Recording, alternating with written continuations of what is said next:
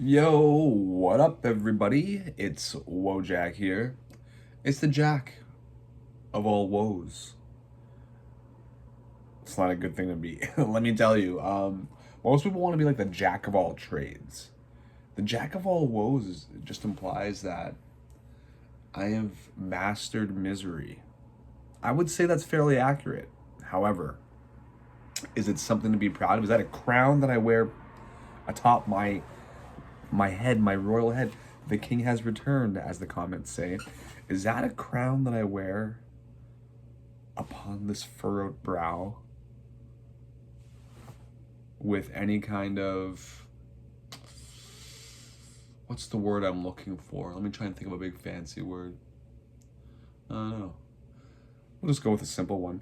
Do I seem like there's a lot of pride in, like I carry my head high? I have pride in that?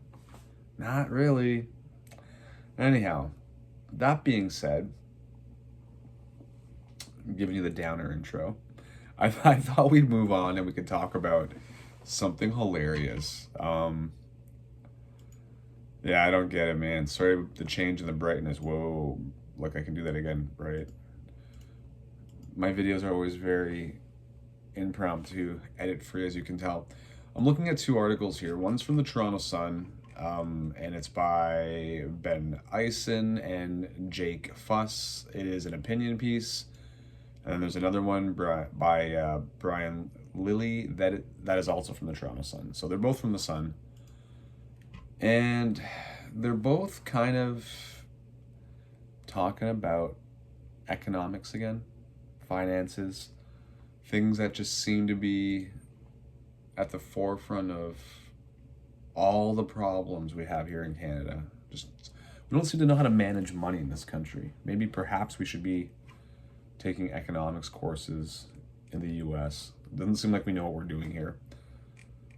So, with that being said, we'll go over the first article here. The first one that I addressed by those two first authors is an opinion piece. Ford's and Trudeau's one-time tax rebates are a cash transfer from the young to the old. This is the truth, right? The holidays are around the corner, which usually means that young people can look forward to presents from their elders. This year, Premier Doug Ford and Prime Minister Justin Trudeau have flipped this dynamic on its head. These two leaders have announced one-time tax rebates, which combined will add up to $4.50 in the pockets of most Ontarians. One time. You know, like that's the whole thing. There's always a catch, right? It's not like this is like an ongoing thing where you're gonna like really see any benefit. In this day and age, really, like, what is $4.50? I see like all sorts of social media posts on all like I don't really have any of these other platforms, but I guess I see them like mentioned on other news broadcasts and other platforms, you know, because it gets around, right? Things go viral. What is $4.50 buy you? $4.50 Canadian in groceries. $4.50 Canadian is roughly like $300 US, right? Like our dollar right now is sitting at about 70 cents on the US dollar. In my lifetime, like when I was doing the band thing, touring, college age, our dollar was par. Pretty insane. It hadn't really done that since like the late 70s, early 80s, I don't think. So it seems like that's like every maybe 20-year cycle that's going to happen, maybe 25-year cycle, quarter century. So we're clearly in the downswing of things. Again, this is one of those things where it's like none of this has been lost on me, you know, trying to explain to people the housing boom before it became something that people talked about was difficult. I'll be honest with you, because the housing boom was something that I recognized a long, long time ago, but nobody else really wanted to acknowledge that it was really a thing.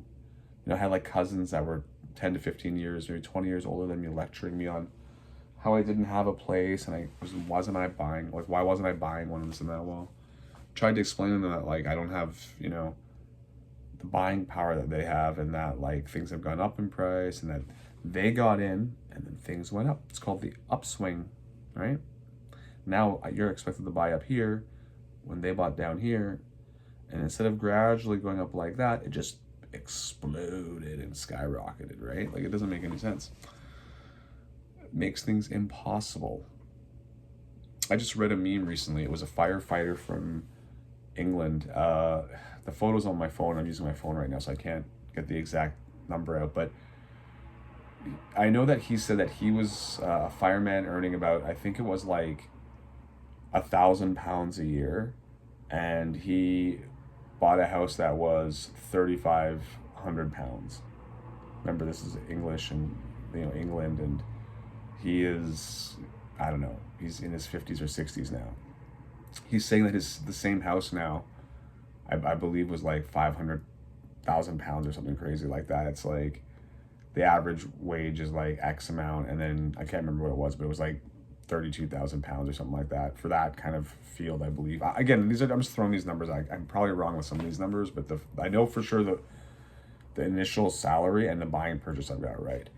It's these new bigger numbers, the more recent contemporary numbers that I'm getting wrong. But yeah, basically, in the quote he says, you need at least like £60,000 for the down payment. He's like, this kind of outlines how impossible the situation is for younger people. People do not want to admit what is like plainly in front of their eyes. There's like an analogy for this I heard a long time ago, and I can't remember the exact story, so it's going to sound like so crappy, but the idea is that like if you have like an island where there's like a volcano out at the center of the island, and like let's say theoretically you could get far enough away on the island, or even like leave the island, right, to escape the wrath of the volcano and the flowing pyroclast, so you don't die. You don't get swallowed up by gas and lava and killed in thunderous explosions. So to avoid that terrible fiery fate, most people would move, right? They would relocate. Especially when volcanoes give off warning signs for a long time. There's this idea that like the people living at the base of the volcano, because everything is there, it's at the foot of the volcano, their whole life is set up there. Like to them, it's almost easier to ignore the problem because moving is more work. Moving is a lot of work. It's a lot of effort, and no one really wants to believe that's going to happen. Similar analogy, okay? That's what our like governments are running like. They don't want to really see the problem for what's there. They just want to keep plowing ahead, like kick the can, kick the problem down further. Now, that being said, these people are just trying to buy some temporary loyalty from the working population. This goes hand in hand actually with that Christmas tax break they're going to give everyone. Well, I mean, that starts December 14th. I believe it's the 14th or the 15th of December. I may be off by a day there, so I'm going to cover both days, but I believe it's the 14th. I would wager that since Christmas is like Christmas Eve is the 24th and Christmas Day is the 25th, most people have done their Christmas shopping by the time that this rebate rolls around and will be applied to people. It'll be good for people going out for like dinners and meals and, having their makeup and hair done or whatever at the last moment for parties, last minute purchases and gifts. Also, it'll be good for that. But I would say the vast bulk of people have probably purchased like their gifts for their loved ones already. You know what I mean? So it doesn't look like Santa gets a tax break himself, right? Like clearly that's not going to apply. So what happens in all this? It means that that's just kind of like, it's a rope-a-dope. Like they're just pulling a fast one on you, right? Like it's there to make you feel good, just like this. If we continue with the article here, it's I'm just gonna skip ahead here to the bottom. The federal checks alone are projected to cost about $4.7 billion. That money just doesn't come from nowhere. So we'll all be receiving that. Well, those of us, I think, that work. There's going to be some obviously there's going to be, I guess, there's going to be, I don't want to say what the word, requirements, I guess, for lack of a better term. There's going to be requirements. And if you don't meet those requirements, you won't get the money, from what I understand. That being said, it's still going to put the $4.7 billion cost onto the rest of the public to deal with. And since people tend to age and then pass away, that means that younger people are going to be paying for older people's checks right now. So as usual, the youth of today, that's a little shot there for my hardcore fans. The youth of today is going to be paying for the lifestyle of the geriatric. It just seems really weird. I mean, again, like the article says, young Canadians already face a lot of economic obstacles. This country was absolutely irresponsible, and I would say I want to say it was almost abusive in the way that it's treated its younger population, which is why there is so much of a brain drain and so many people have run away, because it's quite obvious that they have, and it's quite obviously affected the birth rate because of the immigration policy. They've had to import labor because we don't have people here having kids, because people here don't want to have kids because they can't afford them, and they don't want to put their kids into like another slave system like they're stuck in. Honestly, sometimes I really feel remorseful that I got into parenthood. It's just, you don't have a crystal ball all the time now, and you can't tell what's going to happen. You don't know how the economy is going to change, how the government's going to change, how the world's going to change. I had ideas that this stuff was coming. I like to say that I already kind of knew this stuff was coming 20 years ago. I didn't think that it would be here in 20 years, though. I did think the changes would be more gradual. That's definitely a folly of my own. I think that the internet, though, you see, I didn't grow up with it. It came into my life much later. Had I seen the power of the internet in terms of sharing ideas and information and spreading lifestyle, I would definitely have reassessed things and lived my life a little bit differently. Now, that being said, it's not because I don't like having kids, it's because I can't do more for them, and I thought that I would have the ability to. Anyhow, let's see here. The resulting debt will either have to be paid back or serviced in perpetuity by not only people paying taxes today, but also their children and future generations of Ontarians who are not directly benefiting from the proposed one-time payments. Money comes in, helps us today, does not help people 10 years down the line who are paying for it. Exactamundo. Crazy. For instance, federal debt interest costs have nearly tripled from $20.4 billion in 2020 to a projected $54.1 billion in 2024. I guess when you start dealing in double-digit billions, people just stop caring, and it's just like, well, whatever, man. We already owe like $20.4 billion. What's 54.1, right? Go big or go home. Young Canadians, I feel bad for us, man. I'm not really that young anymore, but as a cusper, I still feel the bite of all the stuff that happened. I didn't come from a well-established enough family that I was able to take advantage of things. Many of my peers were able to still get into the housing market and stuff, but most of them had help from their families. Not all of them, but most of them. Youth employment rates are depressed, and a housing crisis continues to make home ownership out of reach, even for many of those who are gainfully employed. It's like you got to be in the top 10% or better to be able to own a home. That's crazy. A country where you have to be like a top 5%er to be guaranteed a home is nuts. High schoolers and college students can look forward to graduating to an economy that has seen meager economic growth for over 15 years. Weird, eh? Isn't it strange that most of my videos, I mentioned my timeline, and I keep talking about how I've been struggling and asking for help for 15 years. Since 2009. It is now 2024. That is 15 years. In 2025, it'll be 16 years. Weird how this article, co-authored by two people, are talking about how an economy that has seen meager economic growth for 15 years. I just had a discussion with my ex.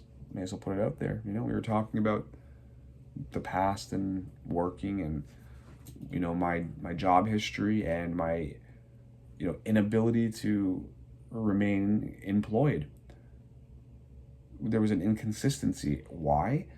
Because I consistently inconsistency, except for I was consistently felt that I wasn't being paid appropriately for the asks for what I was doing. I didn't think that the wage was proper, so I gave pushback, and then I lost my job. It just so happens to turn out that I was right. I've been right for 15 years, but I mean, how much power does the employee have versus the employer? I'm not trying to play victim here, but truly, go back and watch my videos from like a year ago. Go back and watch the ones from earlier this year where I talk about how for 15 years I've been asking for assistance. Talked about it in my comeback video a couple days ago. I just read this article now. Meager economic growth for 15 years, over 15 years. Yeah, over 15 years. Going on 16 years right now, right? Since roughly 2008, 2009, this country stalled out. Even before that, it was starting to get like iffy. But like the GDP has completely flatlined. I don't have many friends in the States anymore, which is where most of my friends were, because they all think that I can't manage my money and I don't know how to save. And then I'm just like some lazy bum who keeps taking these lazy bum jobs that give me lazy bum pay. There's really only lazy bum work here unless you have connections or you're a super highly educated professional. And anything that's not like that pays you like a chump, really. It just pays you. What's happened is they've created a society where you have enough to live, but not enough to escape the environment that you're trapped in. That's what I discovered, again, roughly 15 years ago when I was working at Whole Foods. I said it to people straight up. I said, like, I am trapped. Like, I don't want to be here, but I can't afford to move away from here. In fact, I had many phone calls with government people trying to move out of this city into another city and seeing what options were available. The only options that were really available, and I've mentioned this in other videos, I think, and at least one other video where like they would like give you money for a down payment for your first home if you're a first home buyer, but they do that really anyhow, right? But the city would help you out. Look, if you're struggling, like they just said here, home ownership is out of reach even for those who are gainfully employed. So moving to another town to start a new life, most people can't even afford it with a good job. And now I'm moving there with no job, trying to start over. And I'm supposed to buy a house, and that's the only help that there's no way to get ahead if you're down and out in this country. You're like, and then, again, there's somebody in the comments that someone like, well, how do I have kids? Like, why would any woman allow me to make children with them, basically, right? Because I wasn't always in this situation. The problem is that, again, depending on who you are, what your background is, who you know, what your family is, and like what your career field is, your credentials more so for like the networking factor, you're probably not getting back on your feet in this country. You're probably going to be working like Joe Blow jobs for like nickels on the dollar of what you actually need to live, and being taken advantage of and abused, because nobody cares, man. Nobody cares. The sooner people get that through their head, then they'll realize why I'm in the situation that I'm in. Anyhow, I'll just finish up this article here. What's more, young Canadians will be on the hook for debt service payments for governments today that can't seem to resist populist gimmicks like the planned rebates. Yep.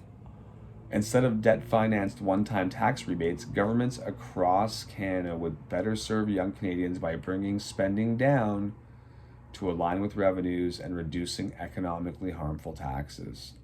Yes, but our government doesn't know how to manage itself. It doesn't understand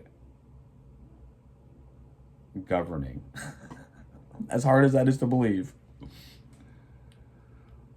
This will help promote growth and increase the chances young Canadians will inherit a growing, prosperous economy that is creating high-income jobs. That's part of the problem. As I've mentioned in several videos, this country's stagnated. I may not be like the brightest bulb. I might not be working in tech, but I was surrounded by people that were. That's the cool thing about me. I worked in a couple venues that introduced me to like the highest tier people that you could really find in my area. I also worked in places that introduced me to like just everyday average Joes. So I knew exactly what I was getting in all aspects and how various people saw the world. I also understood that this country really wasn't creating any work of value to keep people of value in this country. You'll hear tech people complain all the time about how much more Americans make in tech. Like, I mean, it's all across all fields, but that field, it's brutal because they get paid really well in tech in the States. And you honestly make like nothing here. The holiday season is supposed to be characterized by generosity towards young people. Right? Our country is really stagnated on that. The entire set of policies of this country the last like 30 years, from what I can see, have been about propping up the baby boomers and even maybe the silent generation, like the end of them anyhow. Or the greatest generation, maybe, would be more appropriate. The silent ones, I guess, kind of like would have been on the tail end already. The Trudeau and Ford government's planned one-time tax rebates fly directly in the face of that spirit, as it takes money away from future taxpayers and hands it over to current ones. Yup.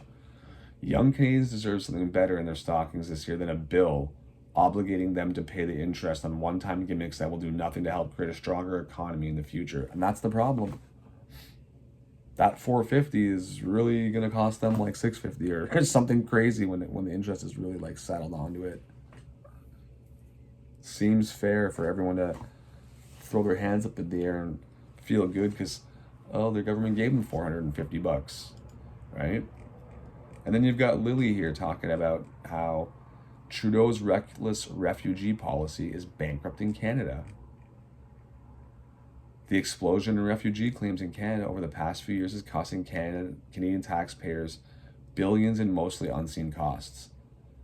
I'm going to actually I'll put it in the community center or area if I can find it. I have a photograph of a letter, I guess, from a lawyer to a prospective employer from a refugee, and like it looks like refugee claimants are getting around I think it was like around 10,000 a month almost, like six or 7,000 a month, I think is what it came to. Is almost 10,000 upon arrival, like just below that as like a one-time gift. But if you take everything into account for, this benefit plus that benefit plus this benefit, and they can apply for all of them like individually, they end up getting about like 6,000 or 7,000, I believe it is, something like that,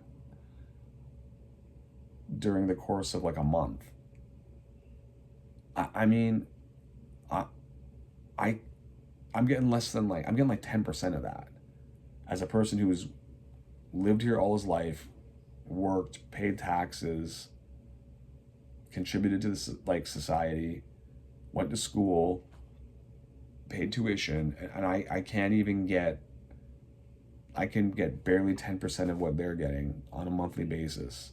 I can't even afford a car, which strictly let's be honest here, you need a car almost no matter what to get a job in this country, unless you're working like down the street at like a burger place or the grocery store. And I'm not knocking that. I'm just saying, like, unless you get a close local job, which is usually going to be something on that like level, right? Like retail or service or something. Chances are you need to get in a car and drive somewhere, like to a warehouse, a factory, a call center. You know, if not, you got to take public transport, and public transport in this country pretty much sucks. Actually, I think in all of North America, it pretty much sucks from what I understand. Just wild. Yeah, it cost $60 million in 2016. It's going to be a lot higher. I guarantee that now. The number of people making refugee claims spiked from roughly 11,000 in 2016 to nearly 180,000 this year. So yeah, that 60 million is going to be approximately like 15 times higher probably. No wonder they don't have money to help the homeless people out in Canada. They're too busy helping homeless people out coming from other countries. And I do feel bad for refugees. My family wasn't exactly refugees, but we are Armenians, and we had to like live through the Armenian genocide and somehow survive that. So I understand the nature of the refugee, okay? Like, I get that it's not an ideal situation, but is it ideal to let people in this country live in squalor? Like, again, people living in these tent cities, a vast number, like majority of them, like a large number of them, aren't there because they're drug addicts to begin with, or because they have mental health problems to begin with. They're there because like you can't afford anything and there's nowhere to live because of all the problems I mentioned earlier in the video about the 15-year stagnation, 15 plus years, with no economic growth. But you have no economic growth coupled with inflation for everything, right? And a lack of housing and a lack of jobs. Crazy. Let's be honest, many of the claims are not coming from people who are fleeing war or persecution. They are coming from people who are seeking a better life. They should be trying to come to Canada through the regular immigration system, but instead are trying to jump the queue. Exactly. People that are probably in better situations than I am in are getting more support than I am in. And I know that. I see them. I have some neighbors. And I'm like wondering, like, how do they drive BMWs? How are they driving like luxury SUVs? And I can't afford even like a Honda. I can't afford a Toyota. Like Trudeau right here. Trudeau government has let refugee claims get out of control.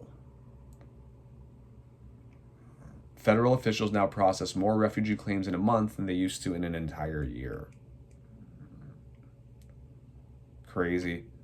Emergency shelter system is bursting with more than half the beds being taken up by refugee claimants.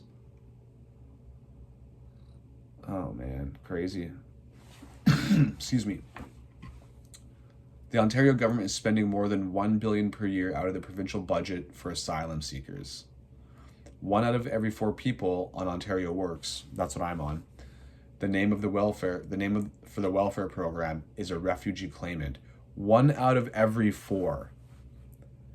I've actually talked to my caseworker and said that my parents came here with basically nothing. I'm essentially a refugee. But they won't do anything for us. It's amazing. Or for me. Who can blame people from poorer countries for using whatever means they can find to come here? We give them a better life automatically. In addition to the free health care, documents released by the federal government show taxpayers foot the bill for an average of $140 a day for a hotel room and $84 a day for food for people who cross the border illegally. It's amazing, man. Like, $140 for a hotel and $84 for... I'm like lucky if I spend like $8 a day on eating. Like if I'm like, that's like big money for me. I had 3-piece chicken fingers and some macaroni and cheese. Like, in fact, the container is right here, I believe. I didn't even finish everything, but I'll show you the price. I'm gonna block something, but look, the price was how much? $4.99. I spent $4.99 on myself to eat, and that's all I've had all day in a 24-hour period, because I'm on welfare and I gotta like pay rent and watch what I have because I got like other bills and I got child support to pay. So I spent $5 on my food today, and then I had like a can of pop and like a candy bar, so it's like getting up to $8 almost. Pretty wild. Pretty wild. But they get $84 a day to eat. That's good. At least they're eating well. Again, it's not, I don't hate the people, dude. Don't hate the player, hate the game, right? Well, the game, you can also hate the game master, because the game is being run by somebody.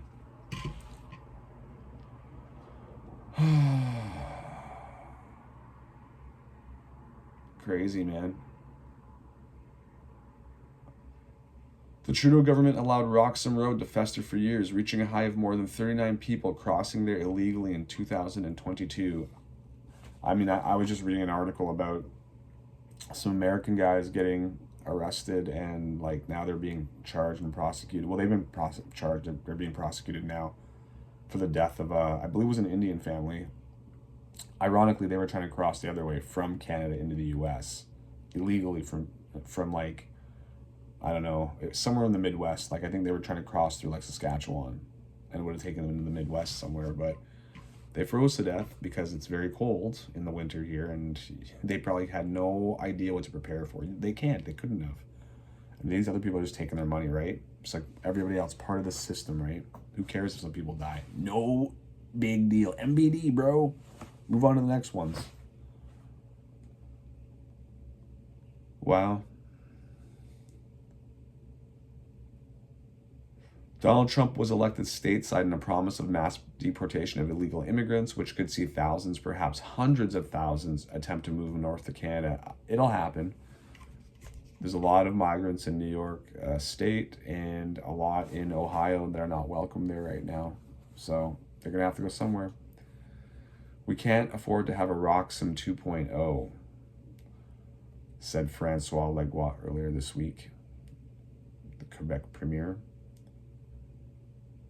Crazy. City budgets are being stretched, provincial budgets are being stretched, and the federal budget is being stretched due to Trudeau's mismanagement of this file. This needs to be fixed before he bankrupts the country. I mean, it feels like this country can just keep pressing money infinitely. So I don't know if he could possibly bankrupt it. I mean, I guess all he could really do is trash the future of Canada's youth some more. It's funny, the guy's about the same age as me. I'm not allowed apparently to run a hot dog stand. Apparently I'm not qualified to do that, yet somehow this guy here, who everybody says doesn't know his butthole from, I don't know, a bottle opening. He can't seem to tell the difference in these things, but he's running our country. Very strange. Super duper, super strange. Gotta have implicit faith in that kind of stuff, you know? It's a good thing that name was so familiar. You know what I mean? Like, it's just like the Trump thing. He won because his name was familiar. People were feeling comfortable and safe. The television thing helps, right? The name, the familiarity, sorry. And that's what this is. Even if people didn't like his father and the way that they, OG Pierre Trudeau did things when he was running the country, several decades ago, the fact that there's a name that's recognizable certainly helps. Man, I don't get it. Listening to him talk, it's worse than listening to me speak. I work from a completely unscripted sort of run here. I just kind of like go off the cuff stream of consciousness working from the articles while I make my videos, and I'm pretty sure I deliver better speech than he does. He is something else. So frustrating to listen to, honestly. He's we are like, it's like he doesn't know what he's saying ever when he really clearly should have a good grasp. And I feel like there's teleprompters in front of him. Anyhow, he's being prompted. We are like, it's infuriating. And the man runs the country. He runs it into the ground. Peace out. Hit like, hit subscribe, pass the videos along. We covered a lot of ground in this video because it's like two articles, sort of, two ideas, all tied into one. Check out the membership for the channel, and I think there's a Patreon coming soon. I'm going to start selling my original short stories and stuff like that through the Patreon, access to some cool stuff like that. Gotta do something, right? Got free time. Peace out, homies.